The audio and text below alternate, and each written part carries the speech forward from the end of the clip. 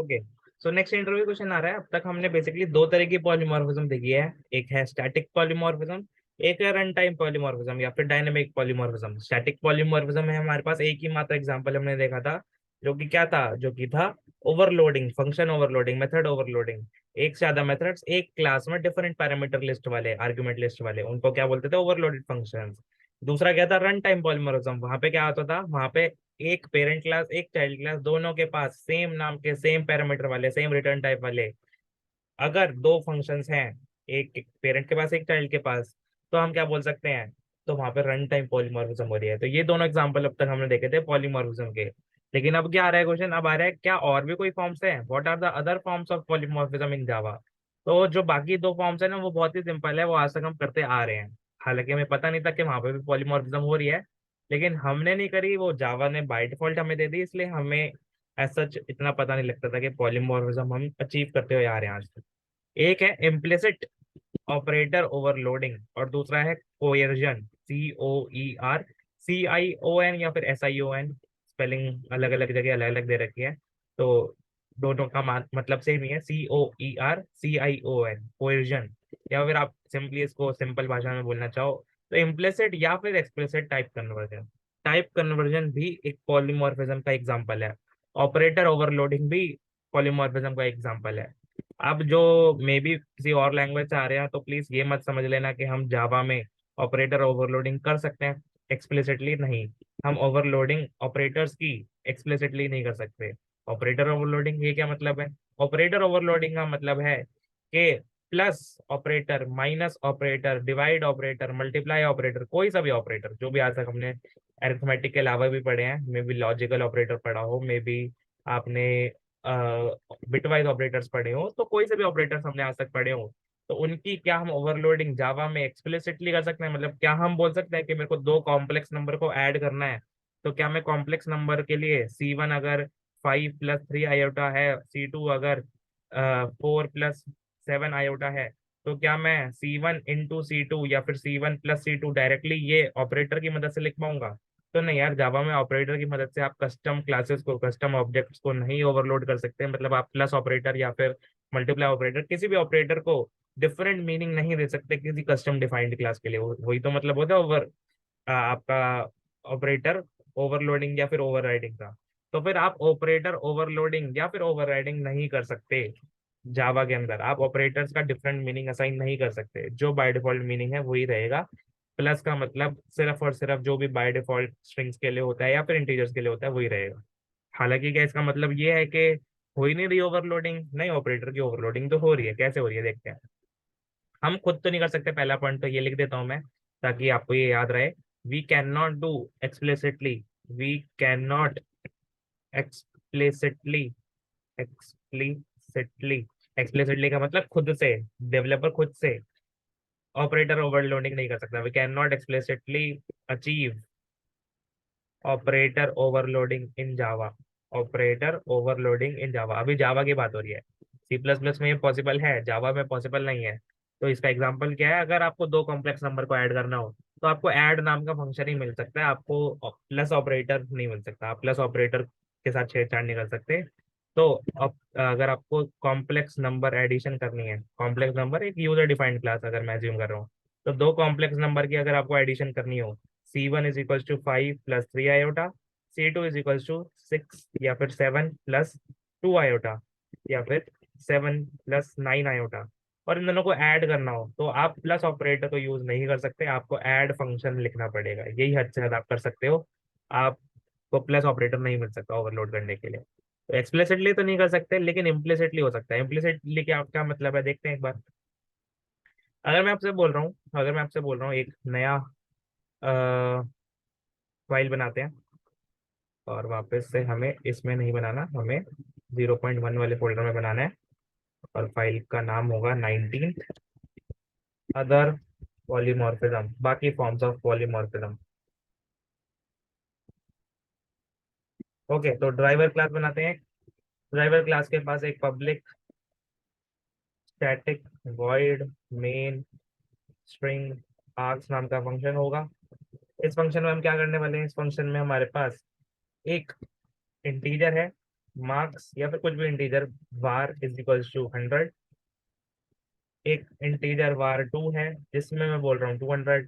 आपको पता है अगर आप system dot out dot println var1 plus var2 करोगे या var प्लस var2 करोगे, इसको var बोल देते हैं var1, var1 प्लस var2 करोगे तो आपका 100 प्लस 200 300 आ जाएगा, ऑब्वियसली हमें पता है।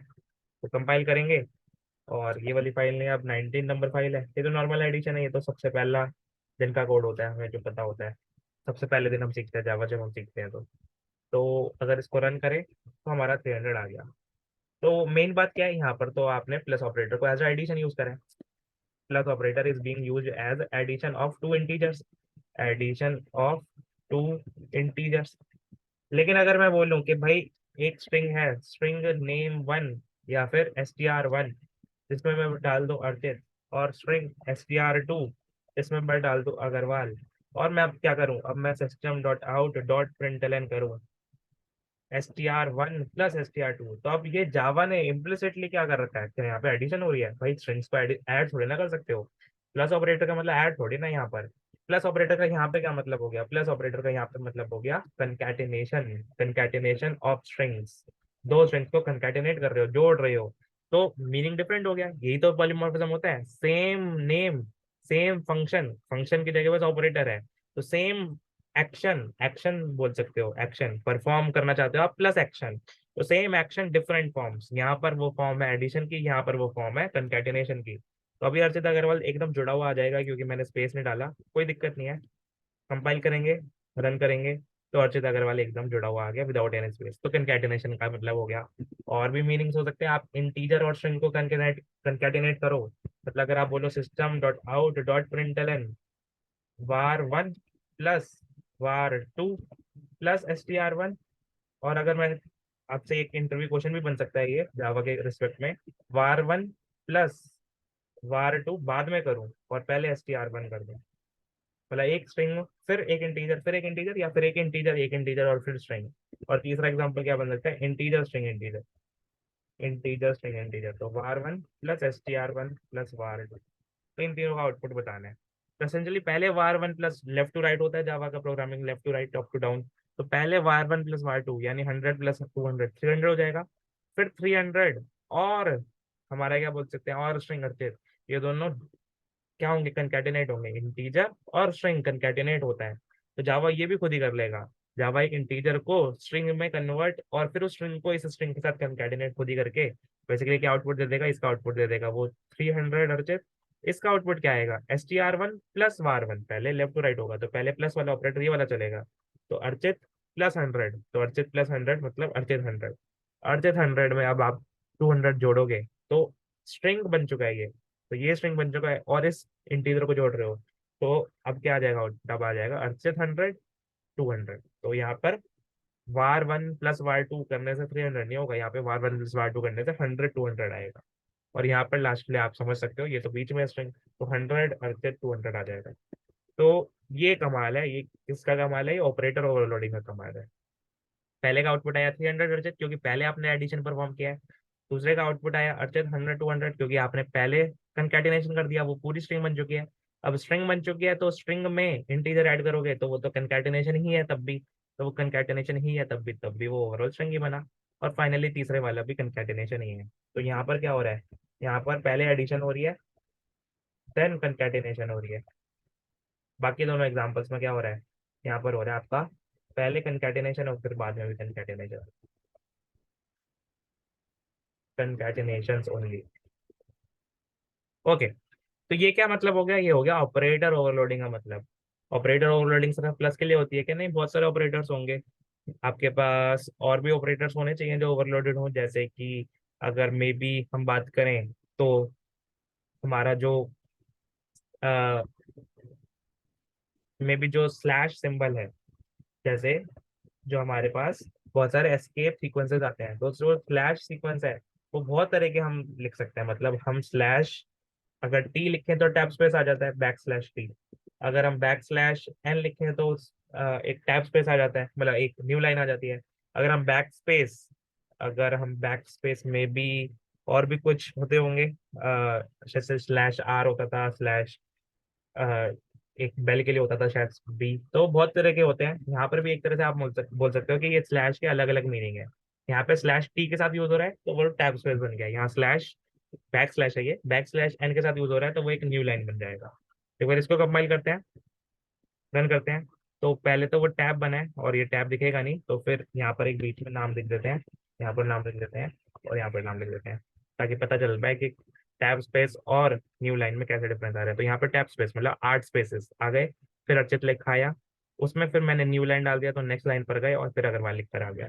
तो ये भी मीनिंग एक तरह से क्या हो गया, जो बैक स्लैश वाला कैरेक्टर था वो ओवरलोडेड हो गया। तो बहुत सारे एग्जांपल्स बन सकते हैं, बहुत सारे इम्प्लिसिट एग्जांपल्स होंगे ऑपरेटर ओवरलोडिंग के, अलग अलग मीनिंग्स होंगे सेम ऑपरेटर के। बैक स्लैश वाला देखा, और हमने क्या देखा, और हमने देखा प्लस ऑपरेटर, तो इन दोनों को लिया हूं मैं। ये हमारा पूरा कोड था ऑपरेटर ओवरलोडिंग का, जो इम्प्लिसिट हो रही है।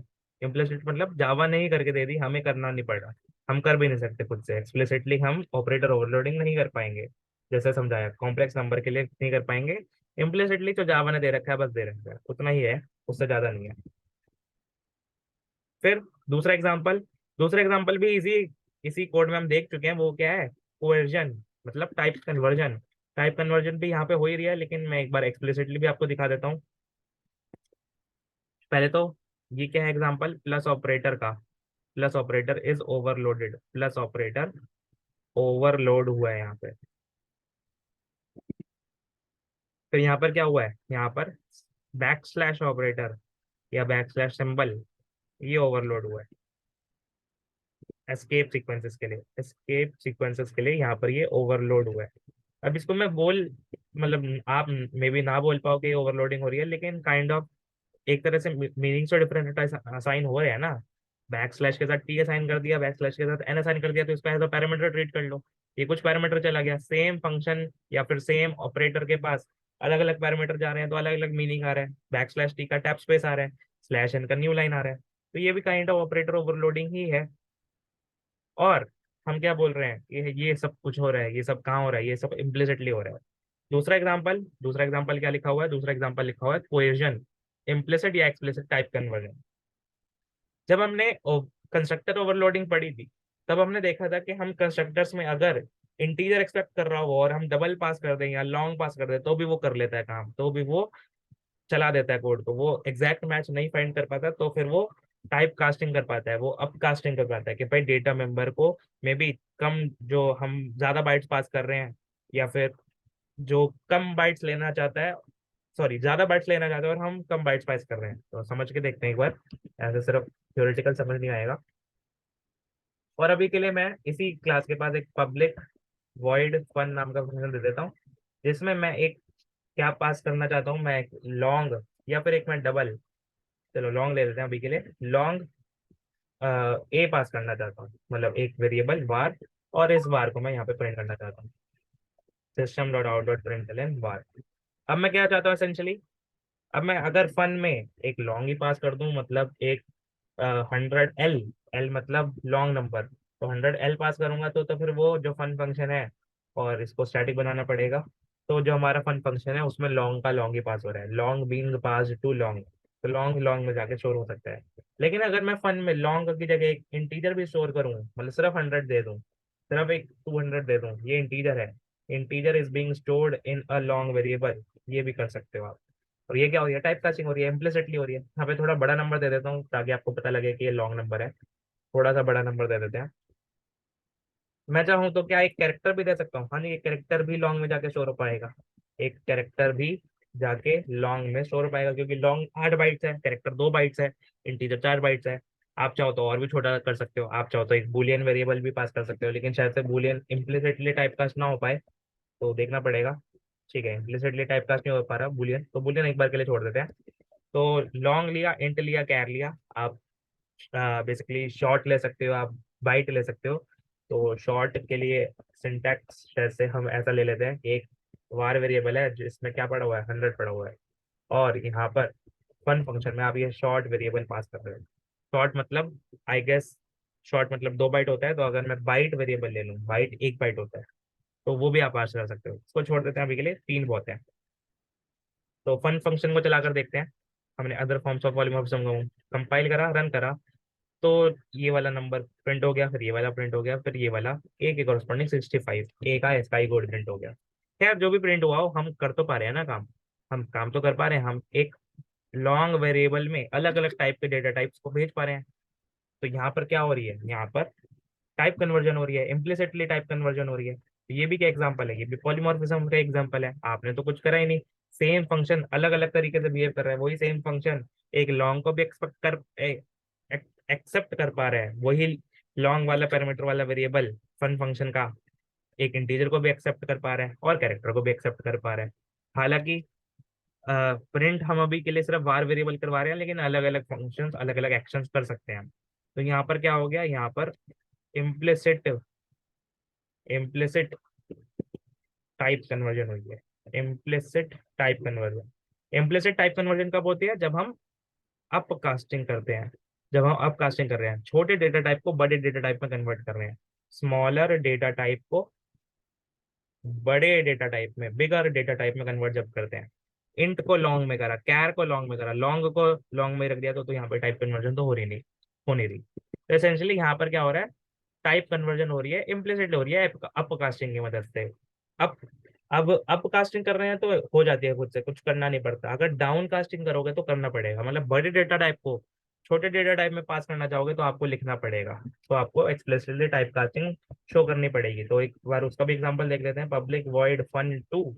इसमें मैं एक करेक्टर एक्सेप्ट करूं, कैरेक्टर वार, और system dot out dot println var print कर दूं, तो फन टू में आपको अब एक्सप्लिसिटली बोलना पड़ेगा। अगर आप एक फन टू में लॉन्ग वेरिएबल पास करना चाहोगे, हालांकि वो लॉन्ग वेरिएबल छोटा ही है, मतलब ओवरफ्लो ना हो जाए, तो अभी के लिए मैं लॉन्ग वेरिएबल है जो छोटा ही देना चाहता हूँ। तो लॉन्ग को कैरेक्टर में आप एक्सप्लिसिटली आप नहीं पास कर सकते ऐसे डायरेक्टली। आपको क्या करना पड़ेगा, आपको बोलना पड़ेगा कि कोई नहीं टाइप कास्टिंग कर दे, कैरेक्टर में टाइप कास्ट कर दे इस लॉन्ग वेरिएबल को। मैं कंपाइलर को बता रहा हूँ कि कोई दिक्कत नहीं है, इसको में कंपाइलेशन एरर मत दे, ओवरफ्लो नहीं होने वाला, या फिर ओवरफ्लो हो भी गया तो मेरे को नहीं फर्क पड़ता। तो इसको 8 डेटा टाइप वाले वेरिएबल को 2 डेटा टाइप वाले वेरिएबल में स्टोर कर दे, कैसे भी कर दे, कुछ ऑपरेशंस लगा, और बाकी की 6 डेटा जो 6 बाइट्स हैं उनको इग्नोर कर दे। सिमिलरली अगर मैं एक इंटीजर को स्टोर करना चाहूँ तो मेरे को भी एक्सप्लिसिटली यहाँ पर भी बोलना पड़ेगा मैं इंट को कैर में स्टोर करना है। हालांकि कैर को ही कैर में स्टोर करना हो तो कुछ आपको टाइप कास्टिंग की नीड नहीं है, तो आप डायरेक्ट ही बोल सकते हो। तो ये भी क्या है, ये भी एग्जाम्पल है पॉलीमॉर्फिज्म का। हालांकि एक्सप्लिसिटली टाइप कास्टिंग कर रहे हो, लेकिन है तो पॉलीमॉर्फिज्म ही। तो यहाँ पे आपका डी और ये कुछ एप्सिलॉन जैसा, और 65 200 के कॉरेस्पॉन्डिंग कुछ एप्सिलॉन होगा। 200 ना लेते हुए लेट्स सपोज हम ले लेते हैं, मे बी हम ले लेते हैं 35। 35 लेकर ट्राई करते हैं क्या आता है।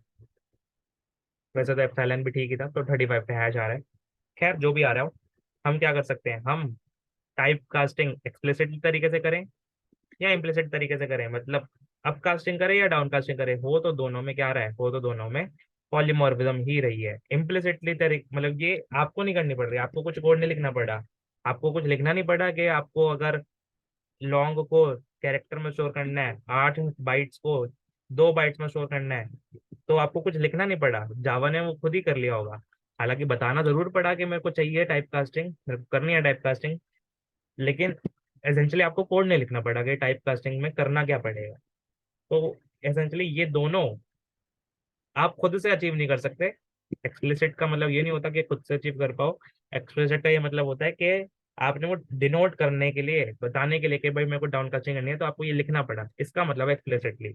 आप ओवरलोडिंग पॉलीमॉर्फिज्म में सिर्फ और सिर्फ फंक्शंस की कर सकते हो, आप डेटा टाइप्स की ओवरलोडिंग या फिर आप उनके रेंज की ओवरलोडिंग या फिर आप ऑपरेटर्स की ओवरलोडिंग नहीं कर सकते। तो ये एक्सप्लिसिटली टाइप कन्वर्जन है, एक्सप्लिसिट टाइप कन्वर्जन। इसको क्या बोलते हैं, इसको बोलते हैं डाउन कास्टिंग। मतलब आप बड़े डेटा टाइप को छोटे डेटा टाइप में, 8 बाइट्स को 2 बाइट्स में, 4 बाइट्स को 2 बाइट्स में कन्वर्ट कर रहे थे, big data to small data, यहाँ पर आपको बताना पड़ रहा था, टाइप कास्टिंग करनी पड़ती थी। तो दोनों एग्जाम्पल किसके हैं, दोनों एग्जाम्पल कोएर्जन के हैं, COERSION या CION। यहाँ पर भी एसेंशियली हो ही रहा था कोएर्जन। आप यहाँ पे इंटीजर्स को, और जब स्ट्रिंग को कंकैटिनेट कर रहे थे, तो इंटीजर खुद ही स्ट्रिंग में कन्वर्ट हो जाएगा, और वो स्ट्रिंग में कन्वर्ट होकर स्ट्रिंग के साथ कंकैटिनेट हो जाएगा। तो इंटीजर का स्ट्रिंग में कन्वर्ट हो जाना, ये क्या है, कोएर्जन है। ये भी इम्प्लिसिटली हो रहा है। तो आई गेस हमें समझ आया होगा कि अदर फॉर्म्स ऑफ पॉलीमॉर्फिज्म क्या होती है और दो तरह की पॉलीमॉर्फिज्म क्या होती है जावा के अंदर, ऑपरेटर ओवरलोडिंग और कोएर्जन। मिलते हैं नेक्स्ट वीडियो में जहाँ पे हम थोड़े और एडवांस कॉन्सेप्ट्स की तरफ जा रहे होंगे, बेसिकली पॉलीमॉर्फिक वेरिएबल्स की तरफ जा रहे होंगे। बहुत ही इंपॉर्टेंट, बहुत ही ज्यादा पूछा जाता है ये पॉलीमॉर्फिक वेरिएबल्स। इन चारों में से कौन सा सिंटैक्स वैलिड है, किसका क्या मीनिंग है, कौन सा सिंटैक्स वैलिड नहीं है, क्यों नहीं है, और जो वैलिड है उसमें फिर डेटा मेंबर्स और फंक्शंस कौन कौन से एक्सेसिबल होंगे। तो बहुत सारी डिस्कशन है।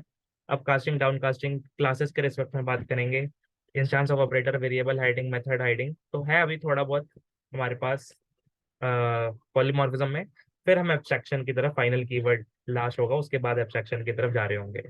तो ये सब करते हैं, फिर हम धीरे धीरे एब्स्ट्रैक्शन की तरफ मूव करेंगे। मेरी तरफ से कुछ भी पॉइंट जो इंपॉर्टेंट है वो छूटा नहीं रहेगा। आपको सारे इंपॉर्टेंट पॉइंट डिस्कस करे जाएंगे ताकि आप अपने इंटरव्यू में कुछ भी क्वेश्चन आए तो टैकल कर पाओ। इस तरह के क्वेश्चंस भी आते हैं तो वो आप टैकल कर पाओगे इजिली।